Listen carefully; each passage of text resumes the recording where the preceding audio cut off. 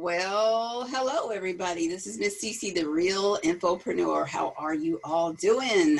Well, I'm doing fine. Today it's been a good day. You know, it's turning cold outside as the weather changes. You know, we're all looking for our identity still within this COVID crisis. Still trying to figure out where our placement is. I see people getting ready for these what they call holidays. You know, people scrambling around trying to get Halloween costumes. Next it'll be Thanksgiving. And honestly, the other day, I was in Kohl's, and do you know what I heard? Do you know what I heard? I heard Christmas music. Okay, so people are getting ready for Christmas already. All right, so. And I guess I could attribute it to people just trying to find some kind of normalcy in their life. But you know what? My thing is, you've had all this time to actually read, research, get information, and not just be a couch potato. But for the most part, you should know that we really don't need to be celebrating these holidays. And I don't care what you think. I don't care where you come from. I don't care if you're black, white, or whatever. But realistically, why are we throwing money at these situations? It just really makes no sense to me. Let's just say you're not, quote, religious or whatever, but what are you doing? Like, what are you doing throwing your money at these situations when you know good and well we are dealing with some economic problems, like we really are? And you know the saying, I've said this many times, when black people have, or when the world has a cold, black people have the flu. You know, basically, we've been going through some stuff for a very long time. So, we should really know better. So when I see our people really out there shopping and doing all this weird stuff, buying costumes, I'm like, what in the world are you doing? But that's a whole nother subject. But anyway, that's what I see going on. And what I see also, because I'm out there, all these different stores are actually closing down. We know that. We knew this was coming, but like every time I turn around, I see something has shut down. So shout out to the mom and pops that are still making it happen. Shout out to the people that still, are able to employ people and do these different things. I just drove down the street. I'm here in St. Louis, and I saw that TGI Fridays is closed. I mean, I don't eat TGI Fridays, but, I know that that was a popular place, for like food delivery and all that. So, just expect that. I was at Kohl's. They were having a really serious sale. So I think they'll be next. But, just be mindful, people. Like, now is not the time to get relaxed. You need to start amping it up. You need to start putting certain things aside. That's a whole nother show, a whole nother situation. But don't be out here celebrating these holidays, spending your money when you don't need to. It's just ridiculous. And I will tell you, if you do celebrate Christmas, you know what? You should be buying your children and your family members emergency supplies. You guys need to exchange batteries and flashlights and generators. Like, that is what you should be buying people. Like, stop all this fluffy stuff, because none of this stuff is going to matter. I mean, it doesn't matter now, but it's not going to matter pretty soon. And you cannot eat an Xbox or a pair of Jordans. Okay. So we need to get serious about that. With that being said, today, our topic has nothing to do with that, but I just, I got to talk. We are talking to Miss Yvonne Elliot, and like me, she's here in St. Louis. As you can see, my background is downtown St. Louis. I took that picture myself, but we are in St. Louis, and it's funny because I ran across her information and I did not realize that she was actually in St. Louis. So I was like, yay, so excited, because we actually can meet in person. But right. Yvonne wrote something. Well, I'm going to let her tell you what she did, but she's an author and she's a writer. And her latest writing is Kingdom Visions for Audacious Women, Lessons from Our Mothers. So let's welcome Miss Yvonne, who's been so patient with my ranting. Hi, Miss Yvonne. How are you? Hi, Sisi. How are you? Good, good. Thank you so much for joining us. So talk to us about Kingdom Vision for Audacious Women, Lessons from Our Mothers and Others. What is that writing about? Yeah, it's a book, Sisi. I'm so honored even to have led this project. It's compiled, I guess we'll call it an anthology. That seems to be the word. It's an anthology of women's wisdom, and the writings are done as poems, as testimonies, as songs, as stories. Some even as short as just an affirmation or a chant. Wow.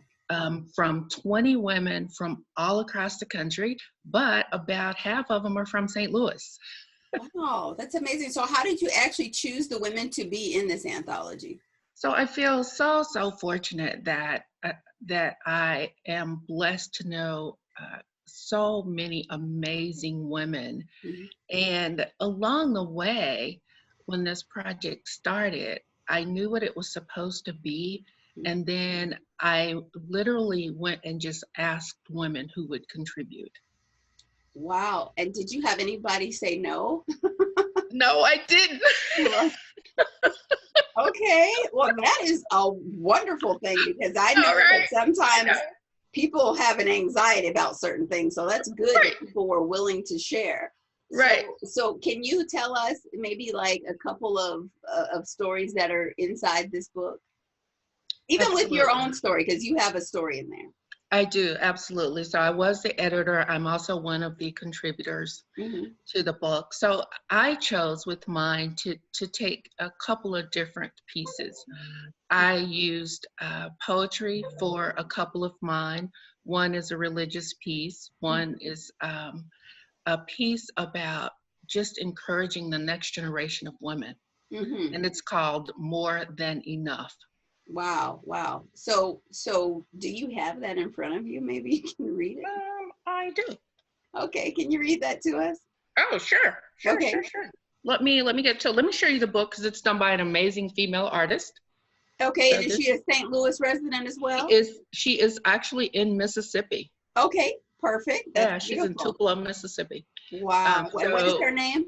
her name is Rhonda Armstrong Gibson. Rhonda Armstrong Gibson. Perfect. So if y'all need some artwork done for your books, Rhonda Armstrong Gibson. Look her up. Absolutely, And she has absolutely. social media. She literally read the pieces from the women and then she created the cover for Beautiful. us. She's very artistic then. Yes, she is. She's Visionary. an awesome, one of the many awesome women that I was saying. I feel so blessed to know so many women Yeah. that it was kind of easy for me just to go and say, can you do this? Oh my goodness. But here's my piece, More Than Enough. Mm-hmm. My precious sisters, embrace this phase of your life and know that you, just as you are today, are enough. Enough, you may ask. Yes, enough. You are smart enough, good enough, beautiful enough to become the best version of you and all you are meant to be. It is important that you find a way of conveying and reaffirming this message to yourself every day. If you can do this, you will be well equipped for those days when you feel you can't bear your heartbreak, make anyone happy, or do anything right. Challenging days will surely come, and like David at Ziklag, you must be prepared to encourage yourself. In the midst of your confusion, complication of crisis, you will have to get up, stand up, and speak a word over yourself. And you must do it, especially when you feel that you cannot do it. It will take a little practice, and you may want to rephrase or repackage my words. But I encourage you to take a few seconds, I encourage you to take a few seconds each day to look in the mirror and just declare to yourself that you are enough. Start by identifying any area, characteristic, or circumstance that has ever made you feel inadequate. What is it? Family issues and background, body image, self-esteem, the neighborhood where you grew up, it doesn't matter. Fill in the blank and practice now. I am blank enough and I will make it. Now say it until you believe it because it is true. Repeat this again the next day and the next. And if you master this or some version of this, you will be prepared when negativity or crisis arise and dare attack your very existence. Once you're comfortable with the fact that you are enough, you will be ushered into the amazing revelation that not only are you enough, but you are more than enough. You are the cup overflowing, a gushing, drenching waterfall, the manifested hopes and prayers of the mothers, grandmothers, aunties, the bridge to the future. You, just as you are today, or who we once were. You are God's vision, and you are more than enough. Wow. Well, let me clap over here. Thank you. I need a button for applause, because you Thank know you. what? That is a beautiful poem, and I believe that it can speak to anyone, because we all have those moments of inadequacy, feeling because of whatever is going on, especially Right. now, even if you don't really subscribe to what's going on now, there's still a certain pull at your esteem and your confidence in these times, especially for people who have lost jobs, their business has gone down, or they're feeling inadequate because they're at home trying to homeschool their children, yet they know that Yes. they didn't do so well in school. Yes. So that poem speaks to those people that don't feel like they're enough, and coming from the homeschool thing, I feel for parents, because, you're not used to having your children all day. That's just the bottom line. It doesn't Right. say anything about like being a bad parent. People are not Right. used to having their children all day. Right. But you have the children Right. all day. You're trying to do maybe some mobile work, and then you have to Right. teach them school. My goodness, of course you feel depleted, and sometimes you may not feel like you are enough. So Right. that is absolutely wonderful. And then I'm thinking like people who are maybe caregivers too, maybe they're elderly parents and they're having to do extra and more than what they were doing before, and they feel depleted. So that is a wonderful poem speaking to them, telling them that they Thank are you. more than enough. That is beautiful. I love that. That's great. And I wrote it, Sisi, from my own experiences with feeling that very thing, that, oh my goodness, how can I possibly pull this off? Right, right. But you probably did pull it off. I did, but there's a point where you're like, there's no way. Yeah. And so that's why I wanted to just encourage other women, younger women, the women behind me, and even my peers, that because we are at that stage where we have grown children with things going on and aging parents with things going on. Yes, yes, absolutely. I mean, that speaks volumes. So with that being said, the book itself is about storytelling and everybody's individual story. And of course, as we collaborate, we find some similarities in our own stories with, our sister next door.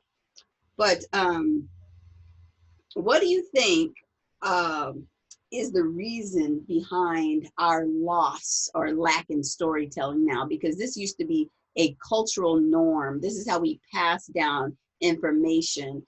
What do you think has contributed to that being pulled away from us? Yeah, I think one of the things, Cece, is just a change in the way traditionally many families, including my family, grew up.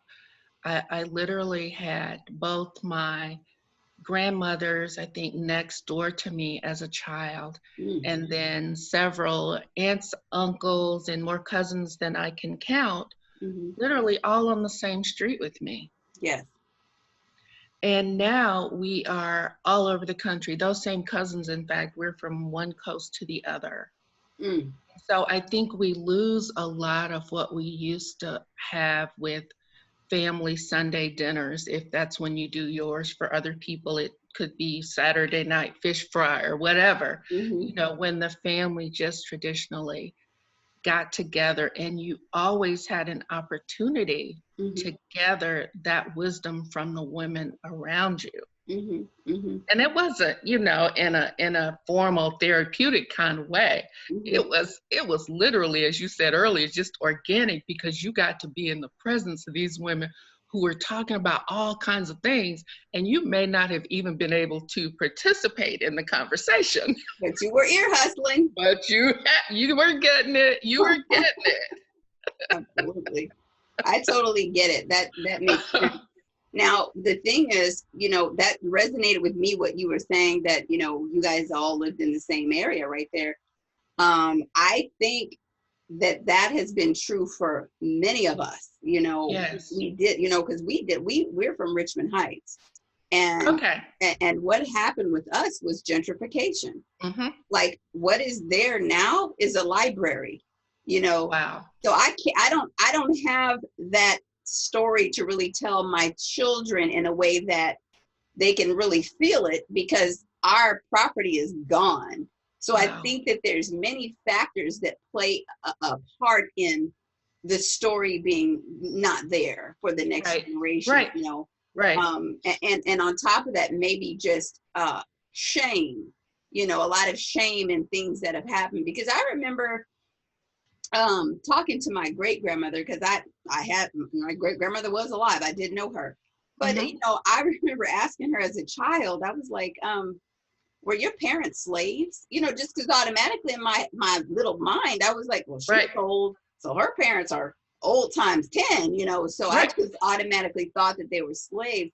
But she quickly shut me down, and she Mm-hmm. did not explain anything to me.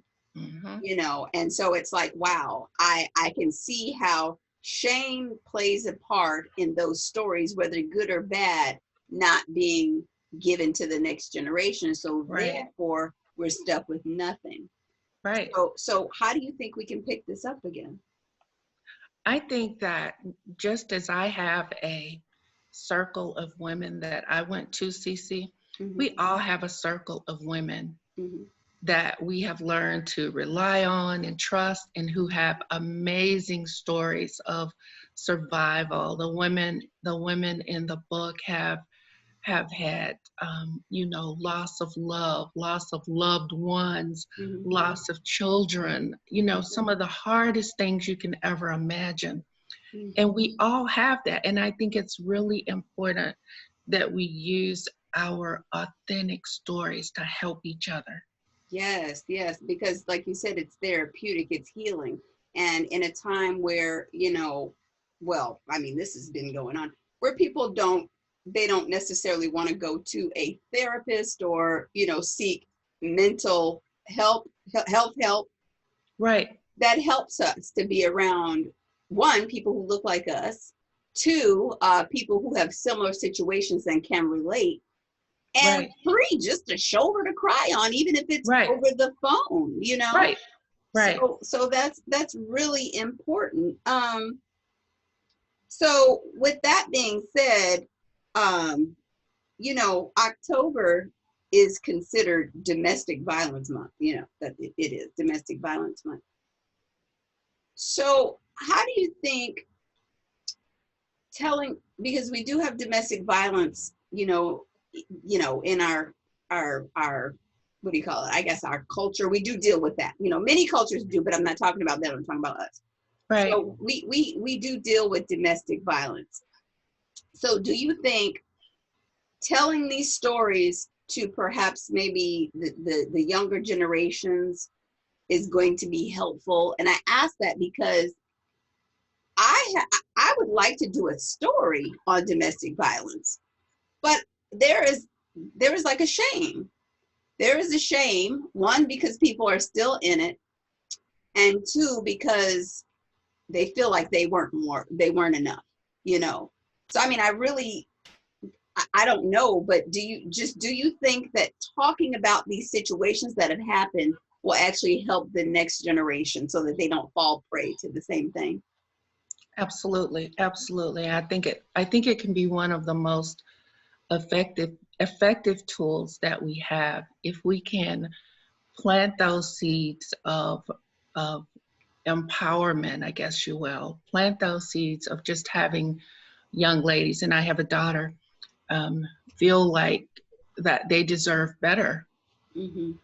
than the violence Mm-hmm. in their life. I think that's a great start. Mm-hmm. One of the women who shared a piece in the book has founded an organization that addresses domestic violence and just helping women. She focuses on helping women when they're at the absolute worst. Wow.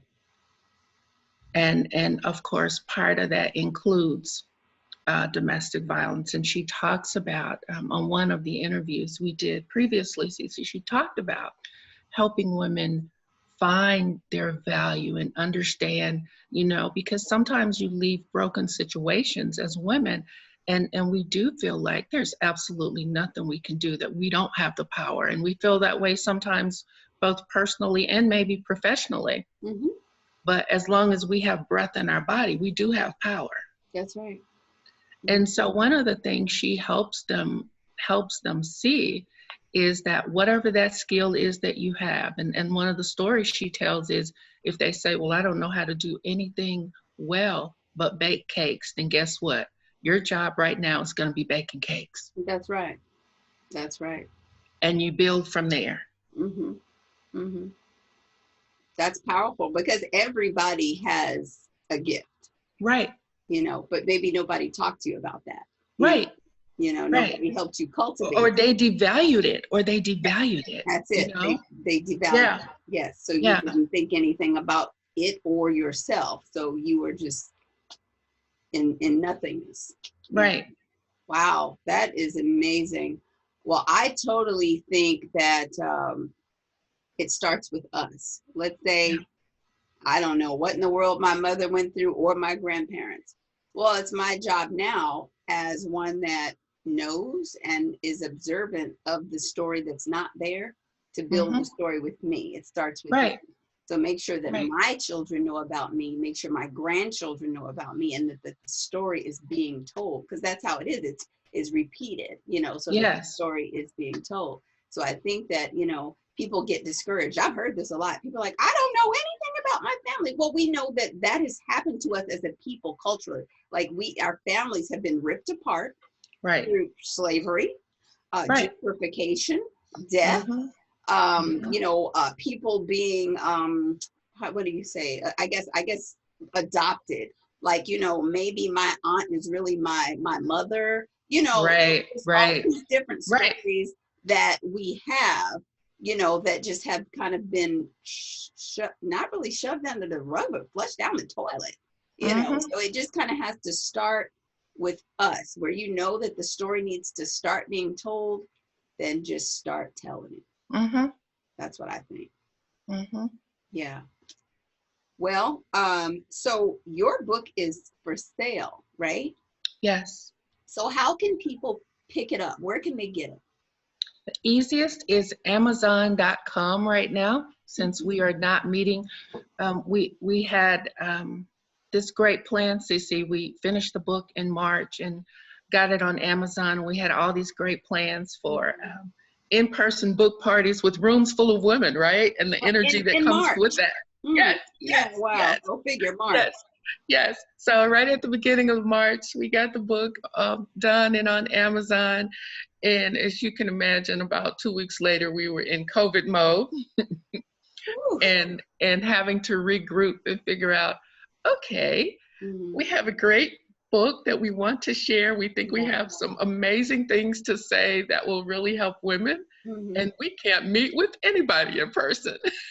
Zoom conference. That's what it will be.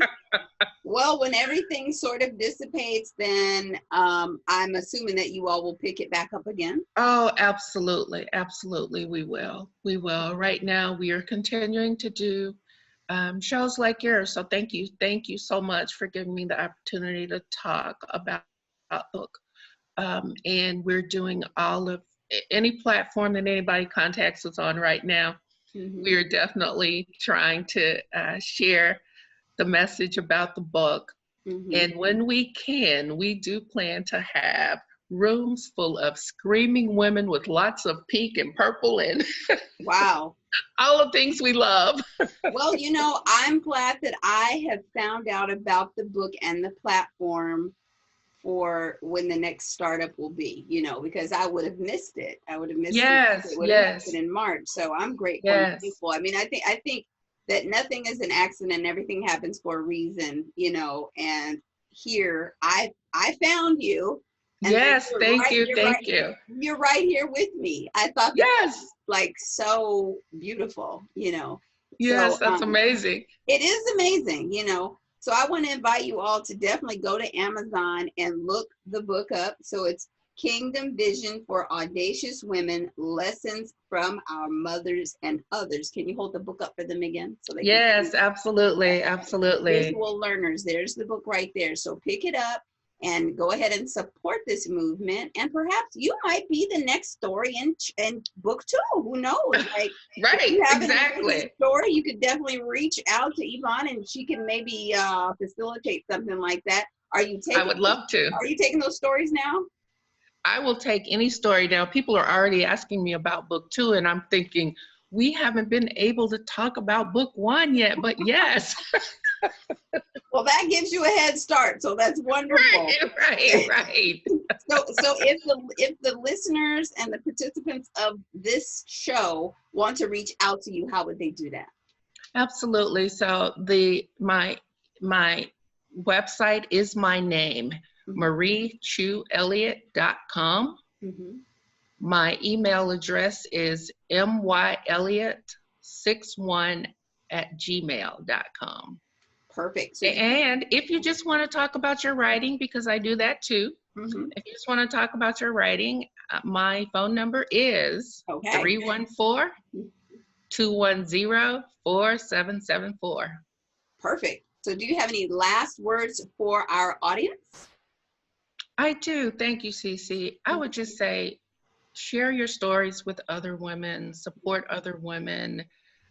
We can lift each other up, regardless of whatever it is. You don't have to have a whole lot of anything to help somebody else. Mm-hmm. Most of the time, what people need from us is not money; it's another person to listen. That is so true, and I think that is so valuable. To have somebody else listen to you. So I again want to say thank you for sharing your time with us today. Thank you so much. I want you listeners to know that you need to reach out to her. Go ahead and give her your story. Let's get a whole volume, a whole series going of these. We'll have volume 2 going of Kingdom Vision. Yes, let's get these stories so that our grandchildren and our future generations will know who we are. We don't need to be forgotten, like this has happened in the past. So this has been Miss Sisi, the real Infopreneur, you all. Thank you so much for joining me. We will talk again really soon. Have a great night.